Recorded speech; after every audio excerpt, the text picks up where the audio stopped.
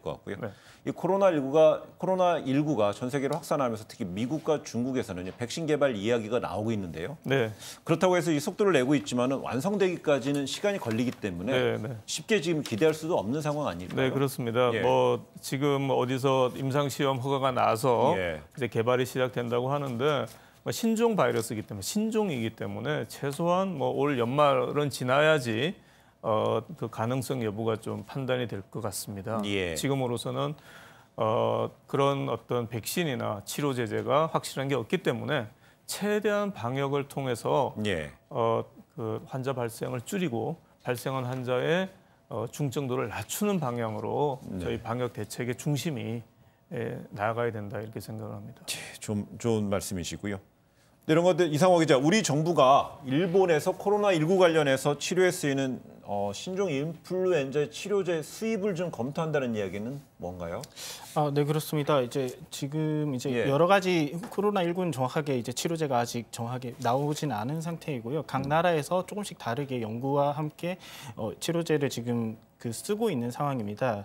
그런데 이제 지금 일본에서는 신종플루 치료제로 쓰였던 이비간이라는 그런 치료제를 지금 코로나19에 쓰고 있는데요. 예. 여기에 대해서 어느 정도 효과를 실험하고 있는 중인데 우리나라에서도 이에 대해서 빨리 도입을 하겠다라는 입장을 식약처가 밝힌 겁니다. 예. 네.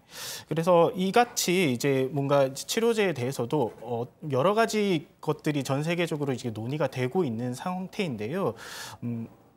우리나라에서 최대한 빨리 이런 것들을 도입하고 그다음에 이를테면 부작용이 없는 약들을 만들기 위해서 도입하기 위해서 지금 노력하고 있다고 그다음 계속 보건당국은 밝히고 있습니다. 근데 실제 일본에서는요 코로나19 경증 환자에 대해서 아비간을 투약했을 때 경증 환자의 중증 완화를 증상 완화를 하는데 도움이 됐다고 합니다. 우리 정부에서도 좀 눈여겨볼 만한 대목이겠죠. 눈여겨봐야 되고요. 이 부분에 대한 효과에 대해서 그러니까 계속적인 이제 검토를 하고 환자한테 이제 적용할지 여부는 저희 국립중앙의료원에 있는 중앙임상 TF에서 모니터링을 할 거라고 생각을 하는데요. 여기서 중요한 것은 조금이라도 가능성이 있는 치료 가능성이 있는 약제에 대해서 물량 확보를 좀 서둘러야 될 것 같습니다. 지금 이게 코로나19가 거의 팬데믹으로 진행될 거로 많은 분들이 예측을 하고 있습니다. 그렇게 되면은 이 물량이 이미 이제 중국에서 많이 확보를 해놨을 소진도 하고 확보를 했을 거고요.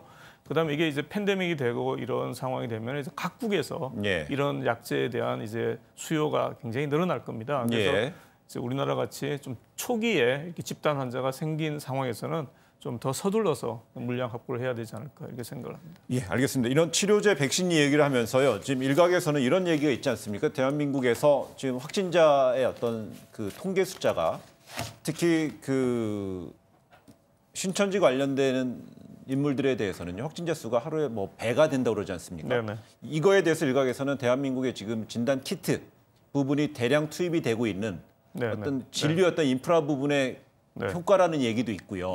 통계가 대단히 투명하다 이런 얘기도 나오고 있습니다. 실제적으로 이거는 우리가 자랑하는 겁니까? 아니면 실제를 드러내는 겁니까? 네, 그거는 자랑이라고 하기에는 좀 그렇고요. 드러내는 거죠. 그러니까 우리의 지금의 여건이고 역량이다라고 생각을 하시면 될 것 같고요. 저는 하루에 한 1,000만 건 정도의 검사 키트, 검사를 할 수 있는 여건이 되기 때문에 실제로 이제 일본 같은 경우에는 그보다 훨씬 못하고 있거든요. 그래서 우리가 환자가 굉장히 많이 레포트가 되는 게 굉장히 경증 환자조차도 검사를 다 하기 때문에 그래서 많이 레포트 될 수도 있다. 일본 같은 경우에는 사실은 중증 아니면 검사가 이루어지지 않는 경우가 있습니다. 그래서 이제 레포트가 적을 수도 있고 그래서 미국 CDC 전문가들 같은 경우도 한국같이 하루에 그렇게 많이 검사한다는 건 굉장히 놀라운 일이다라고 얘기를 한 바가 있습니다. 결국은 신천지 교회, 대구 교회 신도들 1,000명 안팎에 대한 전수조사 그리고 또한 만약에 이제 대구 시민들에 대해서 정부와 중앙 정부와 대구 시정부 간에 지방 정부 간의 협의가 잘 돼서 속도감 있게 이루어진다면요. 당분간 확진자 수는 증가하는 것은 앞으로의 차단하고 방역을 속도감 있게 하는 데 있어서 불가피한 결과로 봐야 될까요? 그러면? 네, 물론 이제 그런 부분에 저희가 이제 진단 물량이 있으니까 예. 뭐 진단을 해서 차단하고 하는 것도 굉장히 필요하고요.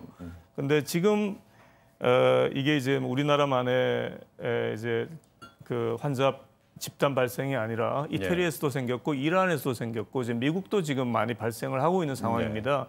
이제 거의 이제 팬데믹 상황으로 접어들고 있다라고 뭐 미국 CDC나 이런 쪽에서도 다 예측을 하고 있는 상황이기 때문에 이제 그런 상황이라 그러면 이제 우리나라에서의 이제 방역 대책의 중심을 어떻게 둘 거냐? 아까 말씀드렸던 것처럼 이런 그러니까 이제 차단 중심의 정책보다는 이런 이제 피해를 최소화하는 전략으로 빨리 방향 전환을 좀 할 필요가 있고 그 중에 상당 부분은 이제 방역 당국에서 해야 될 일인데 또 상당 부분은 이제 시민 사회의 참여가 필요합니다. 그러니까 그 다중 시설을 이용하지 않고 그 다음에 그 학교 휴업이라든가 그 다음에 기업의 휴업이라든가 조금 전에 그 SK텔레콤에서 확진자가 발견됐는데 SK텔레콤이 선제적으로 휴업을 하고 있었기 때문에 아마 전파는 굉장히 제한적일 거로 생각을 하고 있습니다. 그래서 이런 그 사회적인 거리두기에 대해서 이제는 그 어떤 사회 단위에 맡길 것이 아니라 정부 차원에서 보다 이것을 전면적으로 생각하는 이제 그 조치를 생각하는 것은 고민해야 될 때가 됐다 이렇게 생각을 합니다. 민간 영역에서 혹은 개인 영역에서 있는 사회적 거리두기를 정부가 적극적으로 개입도 할 수도 있고요, 요청할 수도 있고요. 그렇게 해서 그럴 단계가 그런 걸 고민해야 될. 그러니까 방역 조치의 하나로 정부 차원에서의 소셜 디스턴싱을 좀 심각하게 고민해야 될 단계로 이제 접어들어가고 있지 않나 이렇게 생각을 하고 있습니다. 알겠습니다. 네, 저희 지금까지요 그 김동현 한림대 의과대 교수님하고요 또 김영주 변호사, 이상화 기자랑 현재 상황 좀 알아보고 이어지는 토크에서는요 또 다른 전문가들하고 좀 이야기를 더 이어가겠습니다. 오늘 말씀 감사합니다. 네, 감사합니다.